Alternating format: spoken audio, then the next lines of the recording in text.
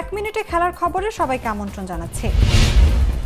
অবশেষে হলুদে ঢেউ উঠল লাস ভেগাসের অ্যালিগেন্ট স্টেডিয়ামে। ভিনিসিয়াস, সাভিনহো, লুকাস পাকেতা আর রদ্রিগোর সেই হলুদের ঢেউয়ে ভেসে গেল প্যারাগুয়ে।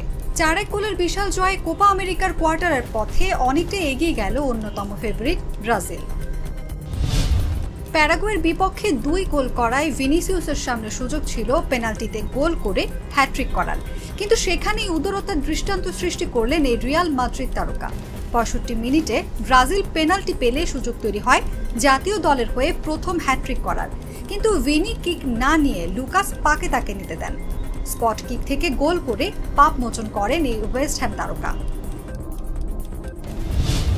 টি-20 বিশ্বকাপের ফাইনালের আগে সেরা পারফরমারদের নিয়ে একাদশ ঘোষণা করেছে ক্রিকেট অস্ট্রেলিয়া। সেই একাদশে একমাত্র বাংলাদেশি হিসেবে জায়গা পেলেন রিশাদ হোসেন। বিশ্বকাপে 13.85 গড়ে 14 উইকেট শিকার। এখানেই শেষ করছি এক মিনিটে খেলার খবর। এতক্ষণ সাথে থাকার জন্য ধন্যবাদ সবাইকে।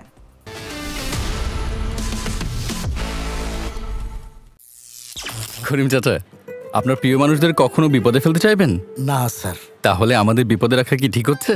এজন্যই বিজলি কেবলস সবচেয়ে ভালো ও নিরাপদ।